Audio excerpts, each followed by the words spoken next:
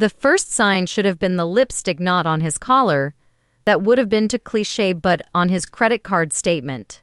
A charge from Crimson Kiss Cosmetics that he claimed was just a surprise gift for me. Funny how I never received it.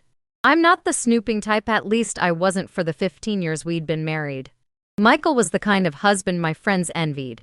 Successful pharmaceutical sales executive, attentive on anniversaries, and still handsome at 43 with just enough gray at his temples to look distinguished. We met in Chicago during my final year of graduate school. I was completing my MBA. And he was already climbing the corporate ladder. Our wedding was small but elegant, just family. And close friends at a vineyard in Napa Valley. We built our life in a suburb of Boston, with a colonial-style home that we spent countless weekends renovating together. No children, a mutual decision we made early on. Instead, we had our careers. Our golden retriever Samson, and each other. That was enough. More than enough, I thought. Emma, you hit the jackpot with Michael, my sister Jen would say. The man literally brings you coffee in bed every Sunday morning. And he did right up until he started taking those extra business trips to Philadelphia. The first time I noticed something off was last Thanksgiving. Michael had always been present mentally and physically during family gatherings. But that night, his phone kept buzzing, and he kept excusing himself to take calls in the garage. End-of-year sales quotas, he explained. I believed him. Then came the subtle changes: new cologne, gym membership he actually used, password changes on his phone. The classic signs that I ignored because, well, who wants to be that suspicious wife? Besides, we still had date nights every Friday. He still asked about my day teaching economics at the community college. He still seemed like my Michael, until I found the hotel receipt in his suit pocket while doing laundry. The Ritz-Carlton Philadelphia room with a king bed for 2 nights during a trip he'd told me was just one night. When confronted, he had an explanation ready. The first meeting ran late, and the company decided I should stay an extra night rather than drive back tired. It made sense, but something in his eyes flickered when he said it. A momentary glance away. 15 years of marriage teaches you to read these micro-expressions. I let it go. Outwardly, the late-night text started a month later.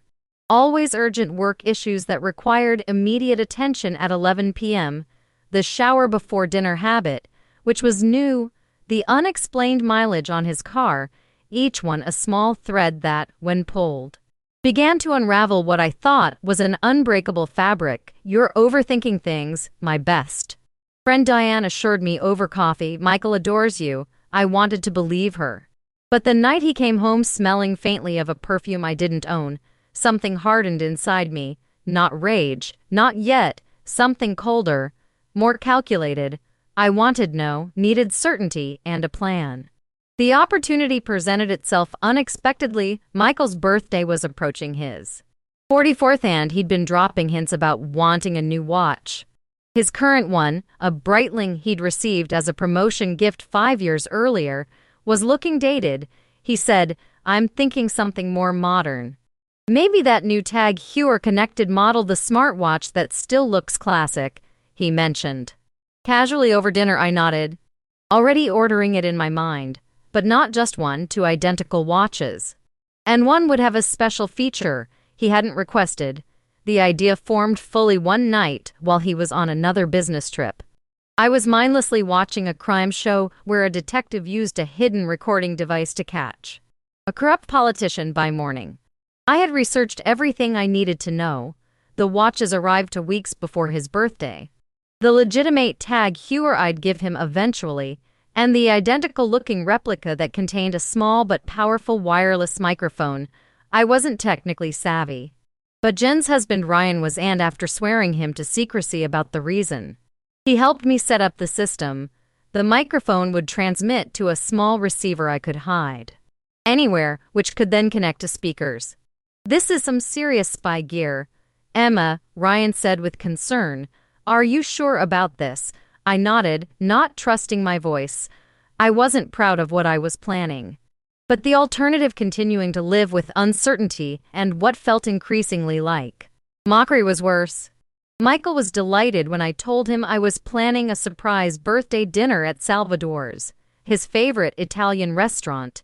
Nothing big, I assured him, just closest friends and family. He didn't need to know I'd booked the private back room that had an excellent sound system. "You're the best, Em," he said, kissing me on the forehead. "I don't deserve you." For once we agreed on something. The next 2 weeks were an exercise in composure. I maintained our normal routine, making his favorite meals, asking about his day, even initiating sex one night, all while the duplicate watch sat in my desk drawer at school, waiting. The night before his birthday, I told him I had early meetings and would meet him directly at the restaurant. Another lie to add to the collection between us. That morning, before leaving, I switched the watches while he was in the shower. The replica looked perfect on his nightstand, same titanium case, same blue dial, same leather strap. Only I knew about the tiny microphone embedded near the crown. "Happy birthday, babe," I said, leaving a card on the kitchen counter. "See you tonight at 7. He texted me at noon. "Love the new watch. How did you know? Perfect fit." I allowed myself a small, cold smile as I replied, "I pay attention to what matters to you." If only he had done the same. The restaurant setup took an hour. I'd arrived early with a floral arrangement for the center of the table, roses, lilies, and baby's breath within which I'd hidden the receiver that would connect to the sound system. Ryan had helped me test it that morning. The microphone's range was impressive, and the sound quality was crystal clear. Everything was ready. Guests began arriving at 6:30. Michael's parents, his brother and sister-in-law, my sister Jen and Ryan, several couples we were friends with, and a few of his co-workers, including Tom, his sales partner, who I suspected knew everything but had remained loyal to Michael. I wondered if his loyalty would survive the night when Michael walked in at 7. Everyone shouted surprise, though it wasn't actually a surprise. He played along beautifully, hugging people, accepting birthday wishes, showing off his new watch. He looked handsome in his navy suit, confident, completely unaware of what was coming. Dinner progressed normally through appetizers and main courses. Wine flowed, conversation hummed, and I played the role of devoted wife perfectly, perhaps too perfectly, as Michael gave me a quizzical look when I refilled his glass for the 3rd time. "You okay?" he whispered during a lull. "Never better," I replied, meaning it. The clarity of purpose was intoxicating. After the entree plates were cleared, I stood to propose a toast. This was the moment I'd planned for. The restaurant manager, following my earlier instructions, dimmed the lights slightly and lowered the background music. "I'd like to make a toast to my husband on his birthday," I began, raising my glass. Everyone quieted. "Michael, 15 years ago, you promised to be faithful and honest with me. And tonight, I'm giving you a chance to speak from your heart, to tell us all how you really feel." He looked slightly confused but charmed. The watch gleamed on his wrist. "The floor is yours, birthday boy," I said, nodding to the restaurant manager. He pressed a button, and suddenly the speakers around the room connected to the receiver in the floral arrangement. A soft static sounded first, then silence. The microphone was now live through the room's sound system. Michael, still unaware, stood and took his glass. "Thank you all for coming tonight." His voice boomed through the speakers, startling him momentarily before he recovered. He probably thought it was just the restaurant's microphone system. "Especially my beautiful wife, Emma, who always knows exactly what I need." A few knowing chuckles from his friends. My smile remained fixed. "I'm a lucky man," he continued, warming to his audience. "Great career, amazing friends, and the most understanding wife a guy could ask for." Understanding struck me like a slap. Was that how he justified it to himself? That I would understand his betrayal if I knew? As he continued his generic speech, I caught Tom's eye across the table and nodded slightly. We'd had a brief, private conversation when he arrived. "Ask him about Philadelphia," I'd whispered while hugging him. "Hello," as a joke, about his last business trip. Tom, confused but compliant, now cleared his throat and called out, "Hey Mike, tell us about that Philly trip last month. The one you couldn't stop texting about during our meeting, he winked. Playing it off as buddy banter, Michael's rhythm faltered, just the usual sales conference. Boring stuff. Didn't seem boring from all those late-night texts. Tom pressed, still maintaining a teasing tone. The room had gone slightly quieter. Michael tugged at his collar, glanced at me. Then leaned toward Tom as if to share a private comment. He lowered his voice to what he thought was a whisper. It was just once. Man doesn't mean anything. His hushed words exploded through the speakers, crystal clear in the quiet room. Every head turned. His mother gasped audibly. My sister's fork clattered against her plate. Michael froze. Confusion crossing his features before horrific realization dawned. He looked at the watch. Then at the flower arrangement. Then at me. His face drained of color. What the hell? He hissed, forgetting his words were still being broadcast. The watch, I said calmly, loud enough for everyone to hear naturally. It has a special feature I thought you might like to demonstrate tonight. Panic flooded his eyes. He fumbled with the watch, trying to remove it. I don't know what you're talking about, he stammered, his amplified voice betraying his lie. This is crazy, Emma, is it? I stood again, addressing our stunned audience. I think what's crazy is telling your wife you're working when you're not. What's crazy is hotel rooms at the Ritz-Carlton that your company never booked. What's crazy is... It was a mistake, he interrupted, his voice cracking through the speakers. It didn't mean anything. Then why keep doing it? I asked, my voice steady despite the hurricane inside me. The silence was deafening. Everyone stared, witnessing the implosion of what they had thought was a perfect marriage. I was going to end it, he tried, looking around desperately. I was going to tell you, but what, Michael? You were busy? Had too many business trips? The bitterness I'd suppressed for months surfaced. Or were you just enjoying having both worlds too much to give either up? He stepped toward me, reaching out, forgetting about the microphone still broadcasting his every word. Emma, please. We can talk about this privately. This isn't how you wanted to get caught. I finished for him, I agree. I would have preferred you confess voluntarily. Or better yet, not betray our vows at all.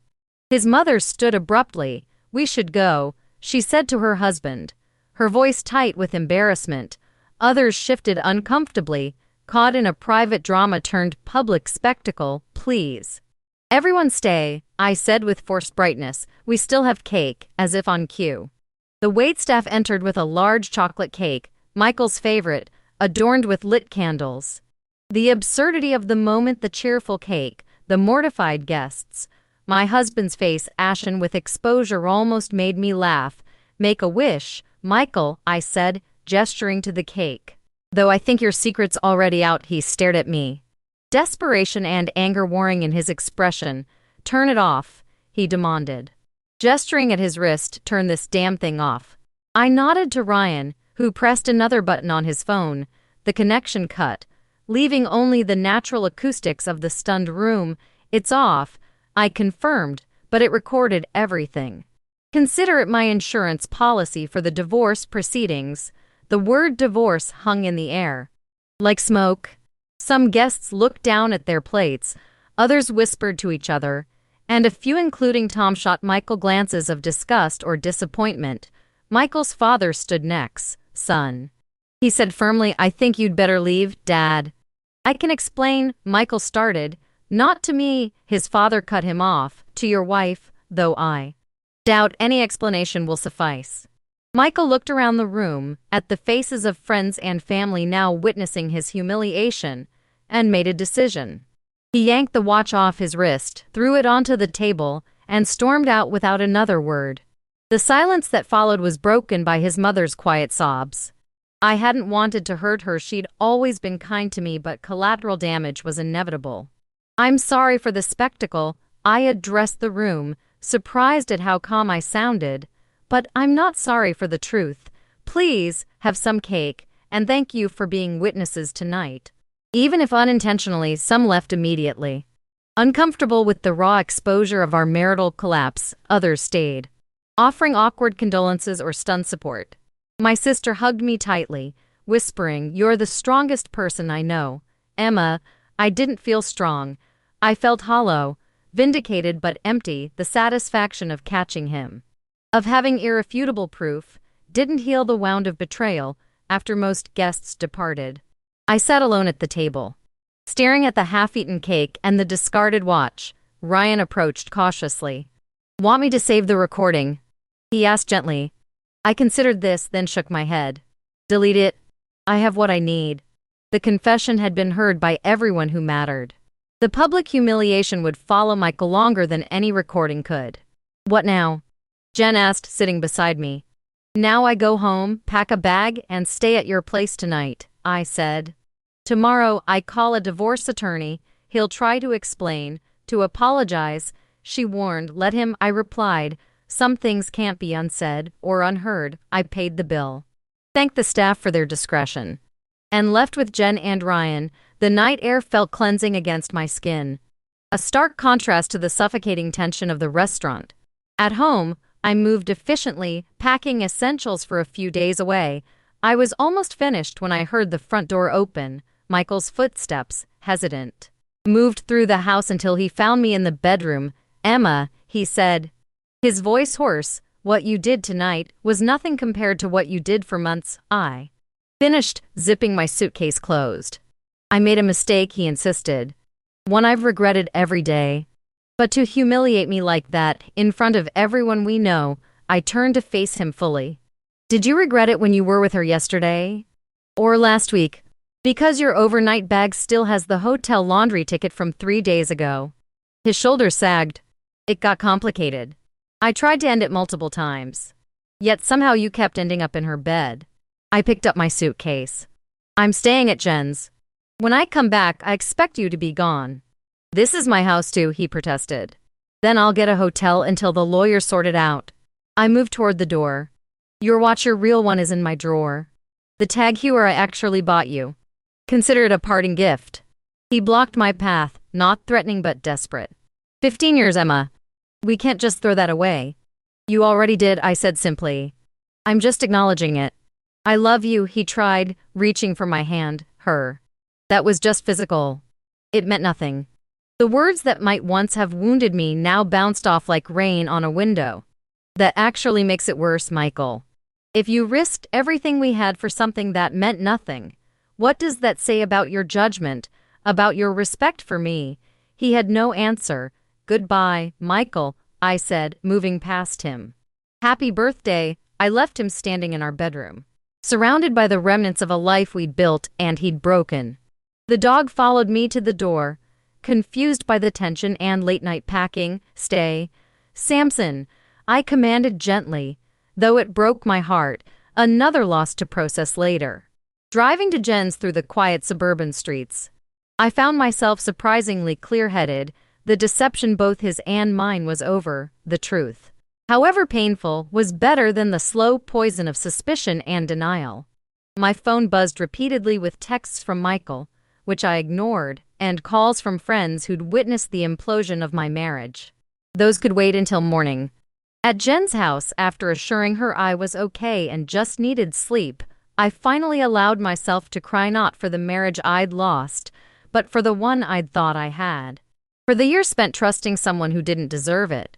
For the future I'd now have to reimagine. In the morning, strange relief washed over me. No more wondering. No more checking phone records or credit card statements. No more pretending. The path ahead would be difficult: divorce, division of assets, explanations to more distant friends and colleagues, but it was clear.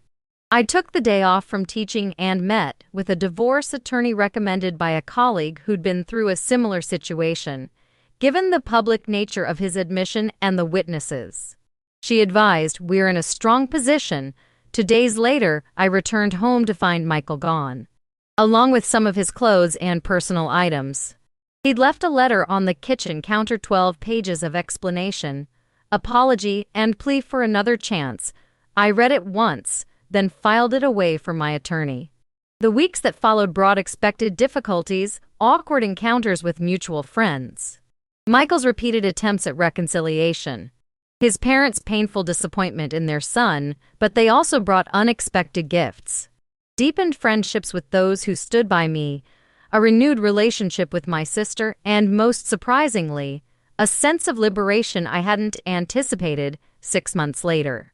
Our divorce was finalized. I kept the house, which I could afford on my professor's salary. After the settlement, Michael moved to the West Coast for a fresh start, according to mutual friends. On what would have been our 16th anniversary, I received a small package in the mail. Inside was the tag "Hewer Watch the Real One" with a note. "I never deserved this, or you, I'm sorry." I donated the watch to a charity auction for domestic violence survivors. It fetched a good price. I heard. Sometimes, when I tell this story to new friends who don't know my past, they ask if I regret the public exposure, the dramatic revelation at the birthday dinner. I always answer honestly, the only thing I regret is not trusting my instincts sooner. Truth has a way of surfacing, whether through lipstick on a collar, a hotel receipt, or a watch with a hidden microphone. In my case, it took technology to broadcast what my heart already knew. The recording lasted only minutes, but its echo gave me back my life, a different one than I'd planned, but entirely mine. And as for Michael's birthday wish that night, I never learned what it was. But mine came true: freedom from lies, and the chance to start again with truth as my foundation. Some might call it revenge. I call it justice. Either way, it was time well spent.